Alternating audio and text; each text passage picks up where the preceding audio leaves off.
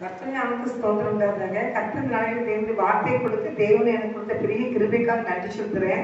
இந்த நாளிலேயே சங்கீதம் 66ஆம் சங்கீதத்துல என்ன வசனம் போடுறதுன்னு கேட்டீங்கன்னா, 10ஆம் வசனத்தை பார்க்குறோம். அதாவது 66 10ஆம் வசனம், 66ஆம் அதிகாரம் 10ஆம் வசனத்தில் போடுறது, தேவனே எங்களை சோதித்து வெள்ளியை புடமிடுவது போல எங்களை புடமிட்டு எங்களை வலையில் அகப்படுத்தி எங்கள் இடுப்புகளின் மேல் வருத்தமான பாரத்தை ஏற்றினீர். அப்படி தாவிதராஜ சொல்றாரு. மனுஷர்கள் எங்கள் தலைமேல் ஏறி போனார்கள், தலைமேல் ஏறி போக பண்ணினீர். தீயின் தண்ணீரை கடந்து வந்தோம், செழிப்பான இடத்தில் எங்களை கொண்டு வந்து விட்டீர் அப்படின்னு ஒரு வசனம் இருக்கு. தீயின் தண்ணீரை கடந்து வந்திருக்கலாம், செழிப்பான இடத்துல கொண்டு கர்த்தர் நிறுத்துகிறார்.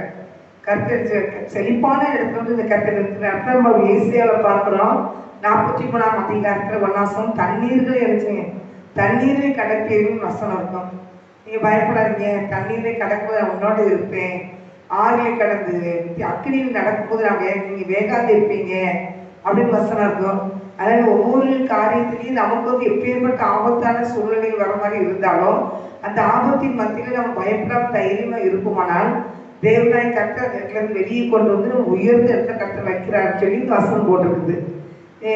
சங்கீதம் 67ஆம் சங்கீதம் 12ஆம் வசனத்துல, மனுஷரை எங்கள் தலைமையில் ஏறி போக பண்ணினீர், தீயும் தண்ணீரை கடந்து வந்தோம், செழிப்பான இடத்தில் எங்களை கொண்டு வந்து விட்டீர் அப்படின்னு வசனம் இருக்கு.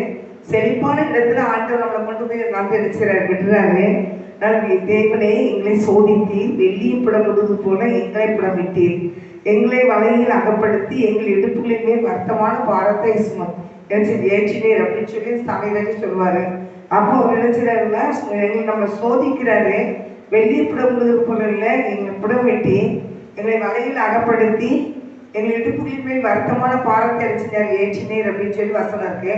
அதாவது வருத்தமான பாரங்கள், எவ்வளவு வேதனைகள், எப்படி பயங்கரமான புடமிடுகிற ஒரு காரியம் இருந்தாலும் நீங்க வந்து என்ன செய்யறீங்க, ஆண்டோடைய பிள்ளை உங்களை அந்த இடத்துல புடமிடுவாரு, சோதிச்சு பார்ப்பாரு, பரலோகத்துக்கு தகுதியான பிள்ளைங்களான்னு பார்ப்பாரு. அதுக்காக தான் நம்ம என்ன செய்யணும்னா இருந்துக்கணும். ஆண்டோடைய பிள்ளைகள் பரலோகத்துக்கு தகுதியான பிள்ளைங்களா இருந்தா அவருக்கு ஆண்டவருக்கு பிடிக்கணும். அந்த காரியம் வந்து அவருடைய பிள்ளைகளை நடக்கும் போது அவருடைய கரத்துல அடங்கி இருந்தோம்னா கண்டிப்பா நம்மள பரலோகத்துக்கு போற பாதையில எடுத்துருவாங்க, ஆண்டு கூட்டிட்டு போயிடுவாரு. ஏன்னு கேட்டீங்கன்னா, குயவன் வந்து களிமண் எடுத்து எடுத்துறான்னா அவன் வணைகிறான், ஒரு பொருளை வணைகிறான்னா அதுல வந்து ஒரு தூசியோ ஒரு கயிறோ ஒரு கல்லோ அப்படி இருந்துச்சுன்னா அதை அவங்க எடுத்து கீழே அடிச்சுக்காங்க போட்டுருவாங்க. எடுத்து போட்டு கூட திருப்பி வணைஞ்சு அந்த பாத்திரத்தை உருவாக்கிட்டு இருப்பாங்க. அதே போலதான் நமக்கையும் ஆட்டுக்கு எதுவும் காரியம் அவருக்கு பிடிக்காத ஒரு காரியம் இருக்குமோனா நம்மளே ஆண்டு இடத்துல புடமிடுவாரு. அதெல்லாம் நீங்க எதிர்த்து பயப்படாதீங்க, தைரியமா இருங்க.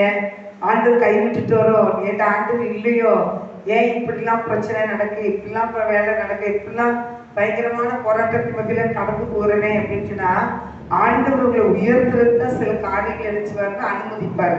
ஆண்டுக்கு அனுமதி இல்லாம கட்டுரை பிள்ளைக்கு எந்த ஒரு காரியம் நினைச்சு அது வராது. உங்களை உடைத்து ஆண்டவர் உருவாக்க வேண்டும். நம்மளே ஒரு நெல்லை நீங்க எடுத்துக்கிட்டீங்கன்னா நெல்லை சமைக்க முடியாது, அதே ஒரு அக்கனியில போட்டு எடுத்துறாங்க, பானையில போட்டு வேக வச்சு அதை எடுத்துறாங்க, காய வச்சு அதுக்கப்புறம் குத்தி அதை அரிசி எடுக்கிறாங்க. அதுவும் பயங்கரமான அந்த அக்கனிக்குள்ள தான் போயிட்டு வருது. ஒரு பொண்ணை நீங்க எடுத்துக்கிட்டாலும் பொண்ணு வச்சு அக்கனிக்குள்ள போய் புடமிட்டு அதை சரி பண்ணி அதை தட்டி தட்டி தட்டி தட்டி தட்டி வச்சுதான் அந்த கொய்யவன் விரும்புகிற அந்த அந்த தங்கத்தை உருவாக்குறவங்க, தங்க பொருள் செய்கிறவங்க வந்து அது அவங்க செய்கிற எந்த ஒரு காரியத்தையும் அவங்க செய்கிறத அது அவங்களுடைய பார்வைக்கு சரியாகிற வரைக்கும் அதை தட்டி தட்டி தட்டி தட்டி உடச்சி கரெக்ட் பண்ணி அதை எடுத்து ஒரு கம்மலோ ஒரு செயினோ ஒரு மோதிரமோ எந்த ஒரு காரியம்னாலும் செய்வாங்க. அந்த அக்கனியில் வச்சு வச்சு பயங்கரமான அக்கனியில் வச்சு வச்சு தட்டுவாங்க.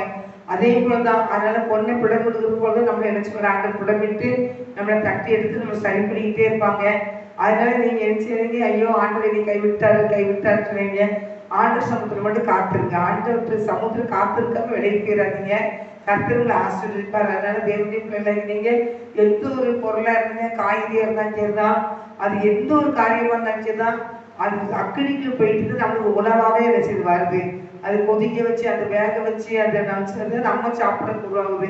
அப்போ எந்த ஒரு பொருளுமே ஒரு அக்கனிக்குள்ள போயிட்டு தான் நம்ம வருது. அதனால பேதுரு சொல்லுங்க 1 பேதுரு 7ஆம் அதிகாரம் 1ஆம் அதிகாரம் 7ஆம் வசனத்துல போடுறோம், நம்மளுக்கு கொடுக்குற விசுவாசம் ஆனதுன்னா புடமிட்டு அந்த ஆண்டு நினைச்சாங்க சரி பண்றாங்க.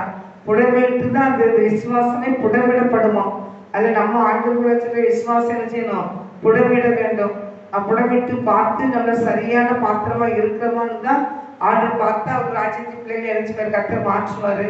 அதனால நீங்க அதை பற்றி கவலைப்படாதீங்க. ஆண்டு பிள்ளைங்களா இருக்கிறதுனால தேவனுக்கு பிரியமான பிள்ளைகளா நீங்க இருங்க.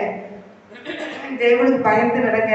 கர்த்தர்களை ஆசீர்வதிக்கணும். நீங்க வேதத்தை வாசிக்கிறலையோ ஜெபிக்கிறலையோ ஆலயத்துக்கு போறலையோ, நான் சொல்றதான் ஆலயத்துக்கு போறதுலையோ வேத வாசிப்புலையோ ஜெபத்திலையோ எல்லாத்துக்கும் நீங்க சரியான முக்கியத்துவம் கொடுத்து நீங்க போயிருந்தீங்கன்னா அந்த பாடுகளும் பிரச்சனைகளும் நமக்கு ஒரு பெருசாவே தெரியாது.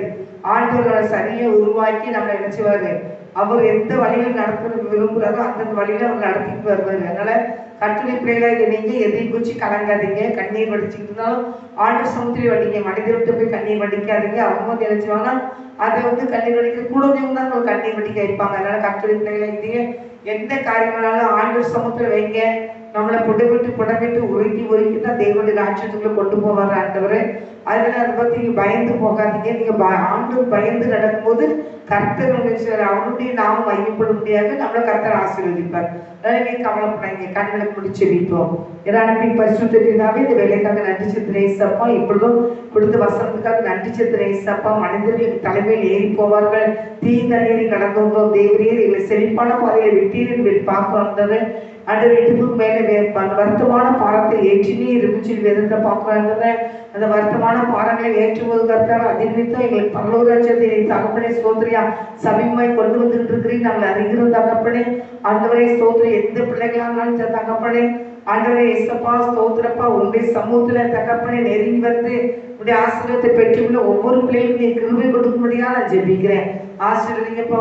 என் ஜனங்கள் ஒருபோது விற்கப்பட்டு போனது இல்லைன்னு சொன்னீங்கப்பா. ஆண்டவர் என்றைக்கு கைவிட மாட்டாரு வேதத்துல பாக்குறாண்டவரை. உங்களுடைய பிள்ளைகளை ஒருபோது கைவிட மாட்டீராண்டவரை. உங்க ஸ்தோத்திரம் கர்த்தாவே. உங்களுடைய பிள்ளைகள் உண்மை நெருங்கி வர கர்த்தாவே ஸ்தோத்திர தகப்பனே. உங்களுடைய சத்தத்தை கேட்க நீ நடத்துகிற ஒவ்வொரு பாதைக்காக நன்றி சொல்கிறோம். எங்களை தாழ்த்துகிறோம், வெறுமையாக்கிறோம். கட்டுரை நாம் மாத்திரம் வேண்டும். ஆசீர்வதிங்க. இயேசுவின் நாமத்தினால் ஜெபிக்கிறோம் நல்ல பிதாவே. ஆமென். கர்த்தர்களை ஆசீர்வதிப்பார். ஆமென்.